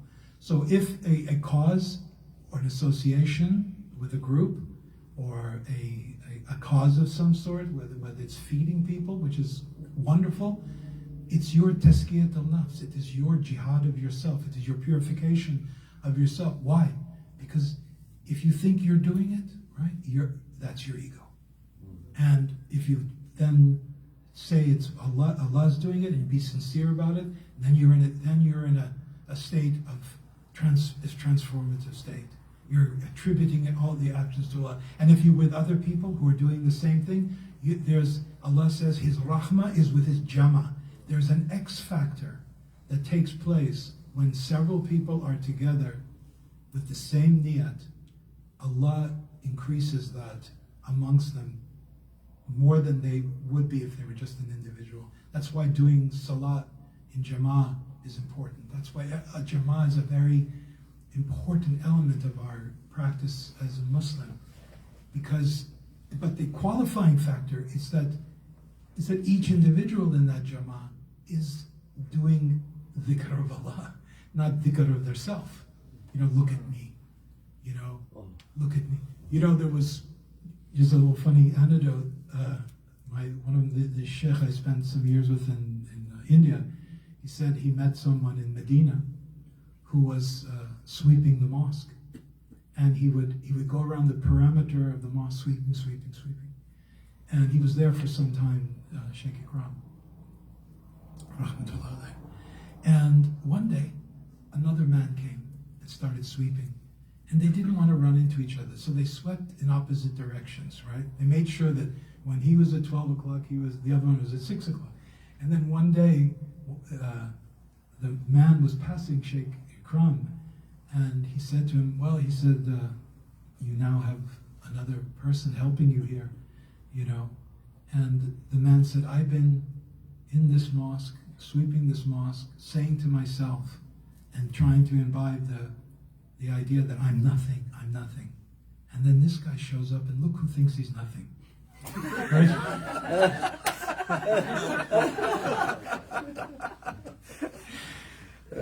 You see, we are like that. Social pride. Yeah. Because everything can become a source of pride, egoic self. We're all stuck in this egoic referencing all the time. Subtle, It's like that. So, I have more fana than you. yeah, I mean, I'm higher than you, lower In than you. fana. Yeah. Higher than you in fana. In nothing. Oh, The self is our big shaitan. Sorry. Subhanallah. Subhanallah. Thank you for this. So saying that you are the project, I mean, it's very deep. It's very deep. And the first time I heard it from Hajj Mustafa 2 days ago, it was in the context it was in a context we are talking actually the post project, the post communal project, the post collective project. Because we have to think about that. Because that is a possibility. That is a potentiality. It's very, very, very important the day you get married. You think of the post divorce. Seriously, it's very important. Not through that marriage contract of they bring me sometimes of 20 pages, he has to, she needs to, and the obligations and duties. No. What kind of person do I want to become? Because being is becoming. Being and becoming, these are synonymous. It's the same. Present and future, there is no difference in the haqq, in the lugha of haqq. Being is becoming. Because otherwise there is no such a thing that being is, I'm an idol, I'm shaping myself. No, it's becoming, because you are living. And if you are talking hayy, qayyum, is evolving. Being is becoming. So in which direction? That's why our concern should be as-sirat. On which sirat I am? What am I becoming? In which direction am I? So you are the project. It means think in which, what am I building in myself? Those who live well, the community project, the community development project, they live it well. It means they were serving and they got to learn. They were on the Sirat al-Mustaqim of self and personal spiritual development. They were aware of the project within that project, and they were serving the project of building or developing the prophetic personality within them, etc. If, God forbid, and the kingdom of Sulaiman, where is it? All of that we are talking in the Quran, we're speaking kingdom of Sulaiman. Sulaiman, a prophet, not a shaykh. And not any prophet, with power, with jinn serving with, where is it? Even the runes are not there. Hello? Even the runes are not there. Egyptians, they left runes. What? We don't have one single rune from Sulaiman. What is that? Description in the Quran. That's why the majority of historians say it's a big myth, it's a big lie, this whole thing goes to Sulaiman. No, it is truth. But the truth behind it, if when Allah subhanahu wa ta'ala wants to erase, He erases completely. Even the ruins of the kingdom of Sulaiman are not there. But the teachings of Sulaiman are there. And the heritage, the legacy of Sulaiman is there. The project of Sulaiman is still going on. The jinn who served with Sulaiman are still there. Teaching through service, spirit of service. And teaching through art, and the spirit of art. And the jinn who rebelled against Sulaiman are still there. Teaching people rebelling, etc. So it's still there, it's still alive. So when we think about the post project, those who were truly serving within that project and truly alive and truly getting it, if that project, God forbid, let's say God forbid, dissolves, and for a reason or another, FBI, CIA, CSIS, ISIS, Nafsis, whatever. Whatever may be the cause. But you know what? The cause, the promise that Rasulullah ﷺ says to any people who actually embody the Ummah. The Ummah is not the Muslim mass. That's not Ummah. That's Ummah. That's Ummah. The Ummah is not the Muslim mass. The Ummah is a reality, is a living reality that can manifest even in a group of 5 people. And that's an ummah. If it is أخرجت للناس تأمر بالمعروف وتنهى عن المنكر, if it is really emerging for people, to serve people, and if it is really leading by its example in the ma'ruf, in the good, and forbidding the bad or resisting to evil. But so the reality of ummah, you know, he says, Rasulullah sallallahu alaihi wasallam, any people, any group of people who come to embody or to bring to life that reality of ummah, or to incarnate that reality of ummah, any group of people who come to incarnate the reality, the spirit of ummah, which is a spirit, ummah is a spirit, they will never be broken from outside. No one can break them from outside. No one. Until someone from inside breaches their egg. Their bayda, he said. It's an egg, a circle. He says their bayda. The shell. No, it's not the shell. He says baydatahum. Bayda is actually in the armor. In the armor, we call it as well bayda. Yeah, you can say the shell or the circle as well. I thought about the shape. Someone breaks that harmony from inside. Allah subhanahu wa ta'ala protect us. Anyways, for whatever reason, okay, that project is not there. Those who lived well within the community, who learned through the union, the communion, when the separation comes, they will continue to evolve in the right and the good direction. Because the project, they understood already that they are the project. They will continue to serve. They will continue to go against their ego. They will continue the project, you know. And those who were consuming, and they did not get, when the community was there, they did not have anything about their ego or anything like that. They were not aware of the main project, you know, which is their own selves. Khalas. When the community, they were consuming basically. They were aware of they are the project, but not the project. They were aware that it's me. What am I getting here? Absolutely, those people who were getting, or who were so obsessed with what they were getting, they will be the first forgetting. Okay? Absolutely. The one who lives for getting, he will be the first forgetting. 100%. They will be the first forgetting, and they will continue on their self-project, but with the same understanding, consumerism. They will, just because they were inside their ego, they never got that breakthrough, they never got outside of their ego, they never understood the value of service. Khidmah, what is service? Service is not serving others, we're not serving anything. Service is a tool, is a fatah, is a mean, is a wasila to get out of yourself. It's the way to love. Service it's love.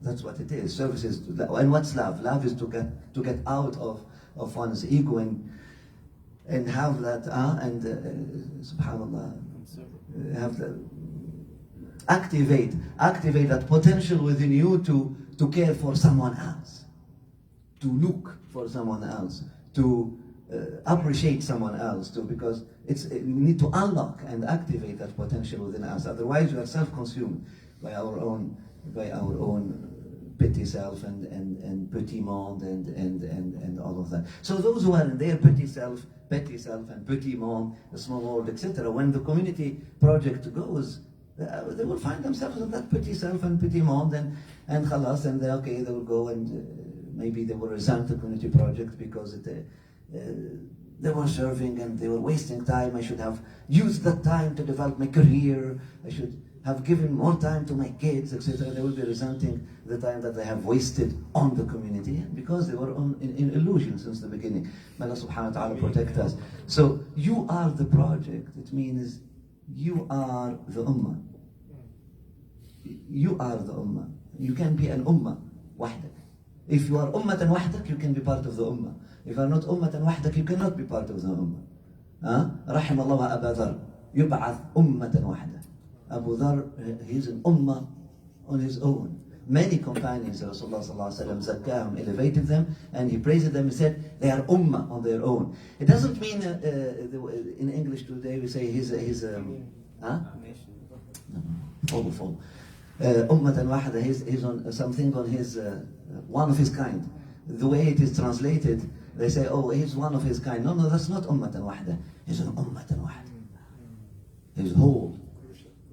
He's whole. He's together. He's one He mastered the vision. He is there. So if he finds people with him who are bond-hearted, there will be ummah of some people. If he doesn't, he will still remain an ummah, ala imam. Ummah means direction. It doesn't mean a group of people. It doesn't mean actually in Arabic, ummah means a vision. Literally, ummah means vision and direction. That's the meaning. It means literally, it means vision and direction. So if someone is على صراط المستقيم هو على أمة. خلاص. أمه واحد أمه. He has a vision and has direction. So really, it's very important to understand. I'm so sorry to speak. Trying to find my words here, and it's very important to understand what it means. You are the project. It's not in the selfish way we understand it today. You are the project. Who cares about the rest? No. You are the capital. You are the capital. But we need to, absolutely, the aim is not to just keep the capital, otherwise there is no business. Do not go to the market just to preserve the capital. You go to the market to make benefits. But a good businessman does not risk the capital to at least you get out with the capital, with your capital. But may Allah subhanahu wa ta'ala protect us. Sorry for interfering. I think we have time for maybe one more question, inshallah. Two. Whatever manifests. Yes. Hajj Mustafa, assalamu alaikum. Walaikum salam. Thank you so much for enlightening us about the events of the 70s. I was a student at the time, but the 70s were also the time of demonstrations after demonstration, because the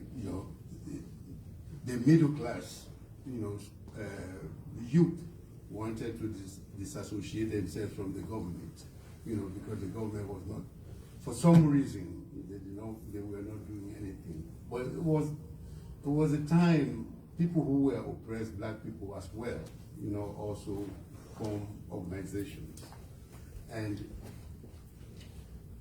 they were getting, people everywhere. People will go and sign off, with the Reverend Moon. I remember that I was at New York University. A friend of mine, we were in class together. I went there. I used to go there for the food, because not to join them as a group, but we had a retreat. But it's true, at that time, many people formed organizations, but then they became the center of the organization. Although the vulnerable people that they recruited did not know that, and Jim Jones is an example of that. During this time, and seeing all this, at the present too, this is happening now, because everybody is on his or her own, I have, Sheikh Google is telling me something. I don't need to sit down and talk to a sheikh or to listen to them, because I know everything. Yeah, I'm older, I still want to associate myself with a sheikh. Who knows, who can teach me and lead me to Subhanahu wa Ta'ala. So what advice can you give to us at this time? If we're joining a group, Shaykh Hamdi told us the first retreat we came, he said, don't idolize your sheikh. You can listen to him, and know what he wants, but maintain your own ability to be your own self. What advice can you give to us at this time? You gave yourself right there the best advice at that very moment. There's Ibn Atta'illah, rahmatullah alayhi, a great Sufi, wise being.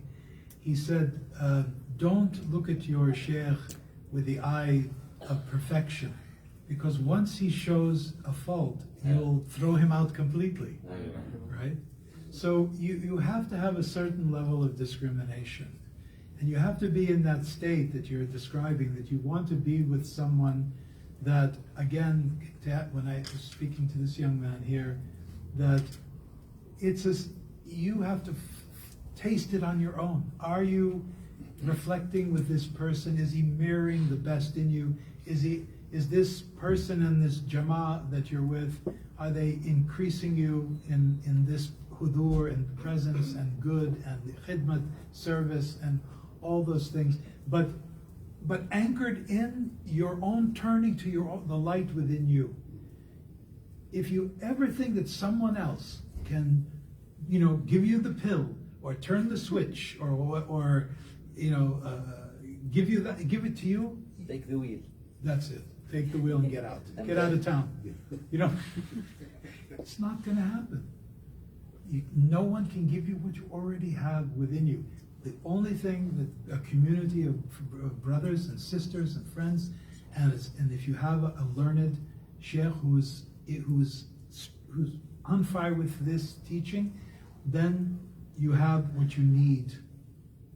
As long as it's that connection that it's mirroring you.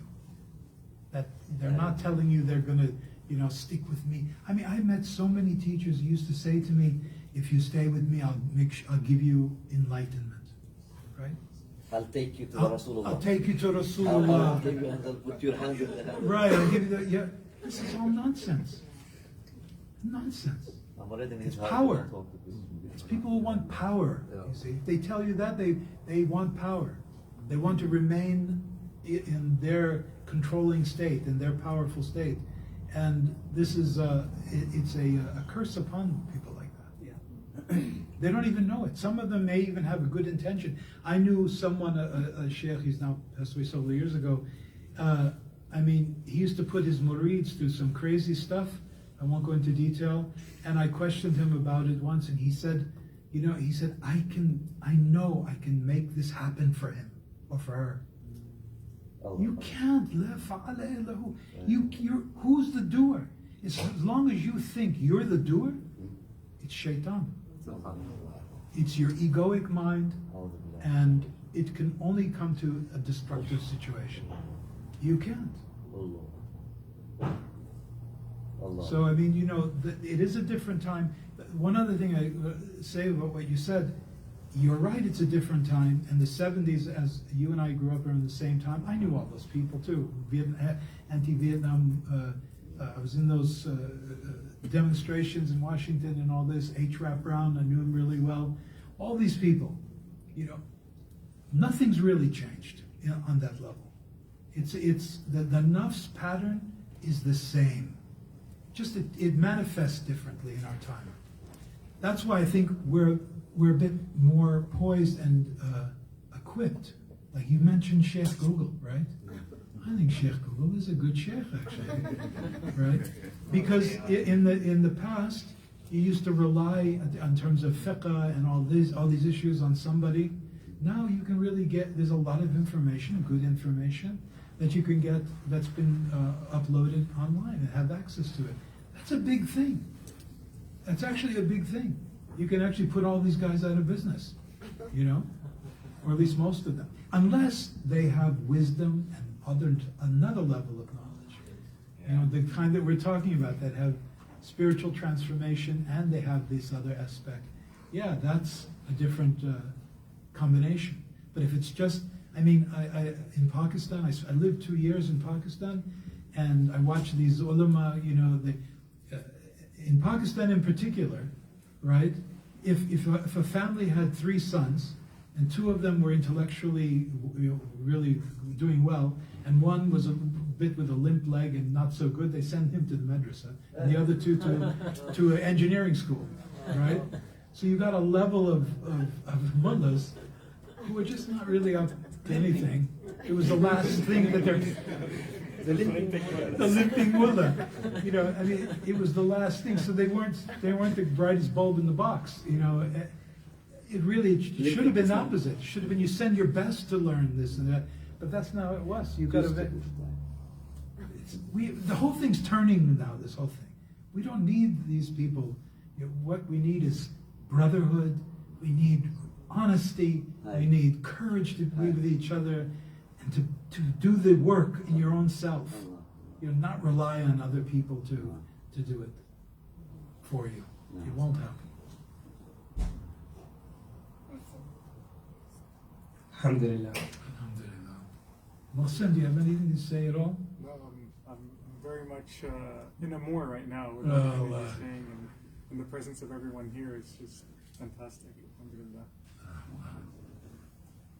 Okay, thank you very much. Thank you Hajj very Mustafa, much. for your time and for This your was a- presence with us. This is a Alhamdulillah. big blessing for me. Inshallah, we have the books here. So if anybody hasn't bought the autobiography, it's here. It's $25, and Hajj Mustafa has generously donated all the books towards, all the proceeds will be going towards the Rhoda, inshallah. So, if you are buying the book, you are not donating, because he donated. So, No. I'm not going to fool you into that. Okay, get your copy, and in the same time it counts as donation. It does not. So you get the book because you appreciate what it is. It's content. So the donation is not. I don't even know why we are talking about. Why we are talking about it publicly? It's his donation. It's his private deal with God. So yes, okay. But now he exposed him. Yes, he donated the book. But I don't know why does that have to come in the deal. If you appreciate the knowledge, if you got a taste of what he was describing, if you got to see through the state of this man, and you think that maybe you will stumble at one sentence there that will unlock something within you, a story there that will help you to reconcile with yourself, something like that, Bismillah, then take that book, not just because you think, okay, I'm taking a donation and why not carrying a book in the same time? No, it's not your donation, it's his donation. But if you want to give your donation, by the way, it's still my birthday. And I haven't received all the gifts yet. So, Bismillah, it's welcome to become a monthly donor. It was my birthday and you missed it yesterday. You did not go the day of you did not count the day of my birthday. So every day is my birthday. So it extends. Bismillah, become a monthly donor if you want to donate, Bismillah, and if you want to give a one-time donation, that's another thing. But please, I strongly recommend. I'm an illiterate. I cannot even read. See, no, seriously, no, I can't read more than. But subhanallah, I found myself with this particular book. The same experience happened to me with the book of his friend Michael Sukic, the first one. Signs on the Horizon. The first one was more successful than the second. It's very beautiful. Subhanallah, I found myself like reading through it like 20 pages. The first time in my life, I was like that. It's ajib. Usually within the second page I'm already in something else. But it's very beautiful. It's captivating, it's instructing, it's nourishing, it's deep, it's profound. It really helps a lot with the Hajj Mustafa today. He did not read from his own book, he just read the first sentence from his own book, and then he told us a few stories here and there. He taught us about the being, about the soul, about the nafs. So we have a taste of man of experience. He's sharing some of that experience in this beautiful book, Journey in Grace. May your life be a journey in grace. And journey in grace, but in every page there is a problem he's talking about there, but he saw grace in that. Grace in that. So Bismillah, get your book and get it signed by the author, and inshallah seek the barakah, the blessings of this moment, and may Allah subhanahu wa ta'ala bless you all. Barakallahu feekum. Thank you very much, Hajj Mustafa. Thank you. Really, thank you. Really, deeply. We have invited, we have started this organization a few years ago with the intention of inviting the first project to invite to invite people from abroad. Some people who were with us, they thought that it's to invite people with authentic sanad from abroad, and mullahs basically, who got ijazas from their teachers, على كل حال, so that's why we changed the name. So it's not Sanad, it's Rhoda, okay? It's not about that obsession who has ijazas or ithin or whatever. The ithin is the ithin. You hear the person and you know if he has an ithin or not. You listen to the person, and if he told you, a community that has ithin, it's the community that helps you in your self-transformation. A person who has ithin is when the words he says, they help you develop it. That's it. If it is fertile for you, that's it. That's good. If it is sterile, even if they carry all the ijazas of all the tariqas and they have all the shahadas from all the universities, who cares? I mean, it's for them. But for me, I need someone who yuhi. Allah subhanahu wa ta'ala manifests in him and through his words with al-hayy, with al-muhi. So it brings something to that. So alhamdulillah, I benefited a lot myself, really, and really thank you. And out of all, honestly, I say it loudly, out of all the friends who have invited here, I mean, this experience has been one of the most beautiful I have seen. When I have met Hajj Mustafa the first day, when he took me in his arms, I felt like I'm taking a child in my arms. Honestly, that innocence, and that's it. That's what a man of God is. He reminds you of that. You understand that they went beyond the veil of the ego, etc. And really, they see through. And he was hugging. In the beginning, he hugged one of the brothers, and he said, "This is." He basically felt some things that brother said. Maybe it's because of that, the brother, but he kept hugging each and every one in the same way.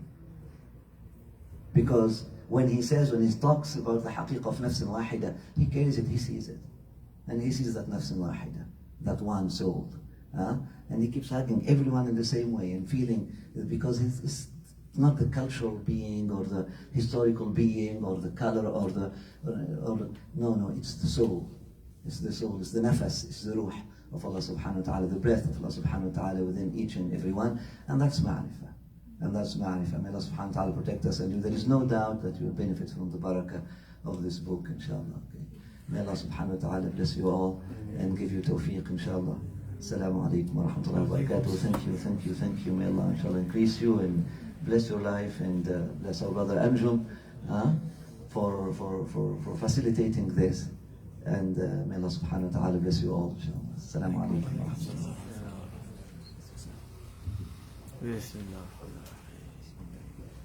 rahmatullahi.